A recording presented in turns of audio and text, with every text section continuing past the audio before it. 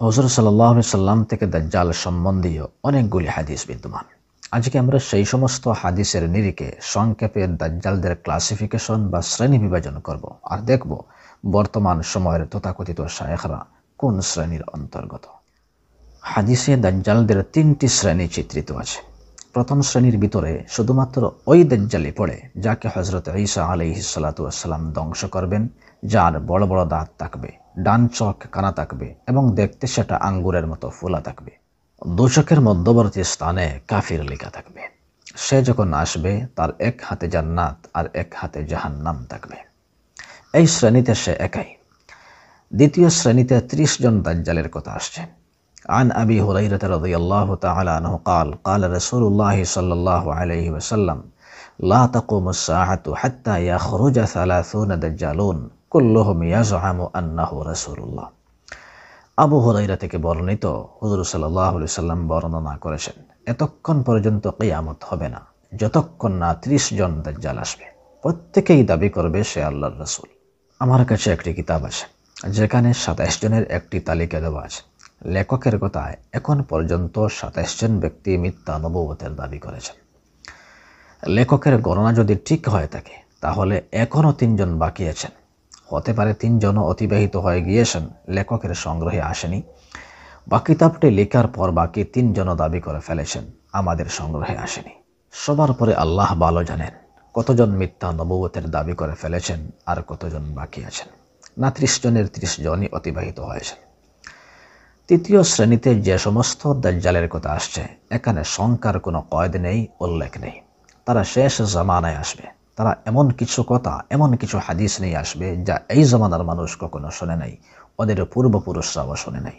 হাদিসে আসছে, ইয়াকুনু ফি আখিরিজ জামানি দাজ্জালুন কাযাবুন ইয়াতুনাকুম মিনাল আহাদিসি বিমা লাম তাসমাউ আনতুম ওয়ালা আবাউকুম ফাইয়াকুম ওয়া ইয়াহুম লা ইউযিল্লুনাকুম ওয়ালা ইয়াফতিনুনাকুম। শেষ জামানায় এমন দাজ্জাল ও মৃত্যুকদের আবির্ভাব ঘটবে যারা তোমাদের নিকট এমন কিছু হাদিস নিয়ে আসবে যা তোমরা কখনো শোনো নাই, তোমাদের পূর্বপুরুষরাও শোনে নাই। তোমরা ওদের কাছ থেকে দূরে থাকবে যাতে ওরা তোমাদেরকে পথভ্রষ্ট না করতে পারে ও ফিতনায় না জড়াতে পারে। লামাযহাবী শায়েখরা এই পর্যায়ে পড়ে। ওদের সব মিথ্যাচারের কথা তো এখানে বলতে আসি নাই। তারাবিহের ব্যাপারে যে হাদিস উপস্থাপন করে এটি তারাবির কোনো হাদিসই না। ওদের সব মিথ্যাচারগুলো সামনে রাখলে বোঝা যায় উপরোক্ত হাদিসে ওদেরকেই চিত্রিত করা হয়েছে।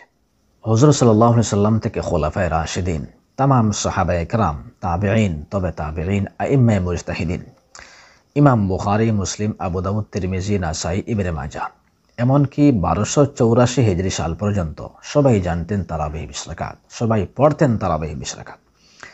কেউ কোনোদিন তারাবি 8 রাকাতের কথা কল্পনাও করেনি। হ্যাঁ, তারা 8 রাকাত তাহাজ্জুদ পড়তেন। 1284-তে এসে একজন লামাযহাবী মিথ্যা দাবি তুলল, মানুষকে প্ররোচনা দিল, তাহাজ্জুদের হাদিসকে তারাবিতে গুলিয়ে ফেলল। কিছু সুযোগ সন্ধানী ধর্মে আলস্য প্রকৃতির লোক ওর ফিতনায় ফেসে গেল।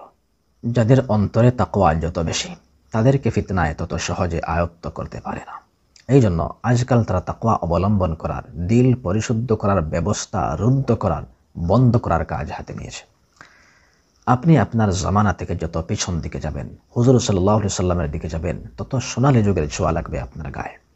তত ফ্রেশ, তত পিওর মানুষ পাবেন, কাটি আল্লাহওয়ালা পাবেন, বড় বড় আলিম পাবেন, মুহাদ্দিস পাবেন, ফকিহ পাবেন, মুফাক্কির পাবেন। তাদের কেউই 8 রাকাত তারাবির কাইল ছিলেন না। হ্যাঁ, তারা 8 রাকাত তাহাজ্জুদের কাইল ছিলেন, আমিল ছিলেন। সাহাবায়ে কেরাম 20 রাকাত তারাবিহ পড়েছেন। ওমর ইবনুল খাত্তাব রাদিয়াল্লাহু তাআলা আনহু সেই 20 রাকাত জামাতে চালু করেছেন।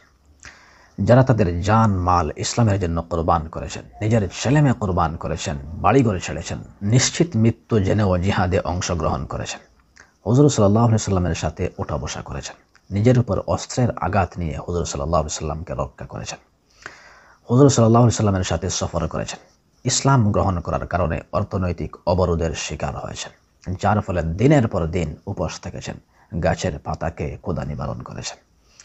দুনিয়ায় থাকতেই জান্নাতের সার্টিফিকেট পেয়েছেন, সমস্ত সাহাবায়ে কেরাম মাগফুর ঘোষণা পেয়েছেন। দুনিয়ায় থাকতেই আল্লাহ তাআলাকে রাজি করে ফেলেছেন, যেমন আল্লাহ তাআলা বলেছেন, ওয়াস-সাবিকুন আল-আউওয়ালুন মিনাল মুহাজিরিন ওয়াল আনসার ওয়াল্লাযীনা ইত্তাবাউহুম বিইহসান রাদিয়াল্লাহু আনহুম ওয়া রাদু আনহু وأعد لهم جنات تجري تحتها الأنهار خالدين فيها أبدا ذلك الفوز العظيم।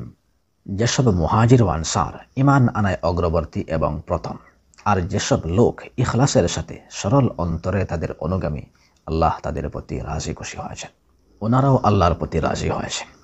আল্লাহ তাদের জন্য এমন জান্নাত প্রস্তুত করে রেখেছেন যার তলদেশে নহরসমূহ প্রবহমান থাকবে, যেখানে তারা চিরস্থায়ী অবস্থান করবে। তা হচ্ছে মহান কামিয়াবি। তো উপরোক্ত আয়াত থেকে বোঝা গেল সাহাবায়ে কেরামকে যারা অনুসরণ করবেন, ইত্তেবা করবেন, আল্লাহ তাদের উপর রাজি। আপনি সাহাবায়ে কেরামকে অনুসরণ করবেন না বর্তমান সময়ের শায়েখ নামের দাজ্জালদের অনুসরণ করবেন? সাহাবায়ে কেরামকে অনুসরণ করবেন তো আল্লাহ রাজি, শায়েখ নামের দাজ্জালদের অনুসরণ করবেন, কবরে, হাসরে, নসরে, মিজানে, ফুলসিরাতে ক্ষতিগ্রস্ত হবেন, দুনিয়া ও আখিরাতে ক্ষতিগ্রস্ত হবেন।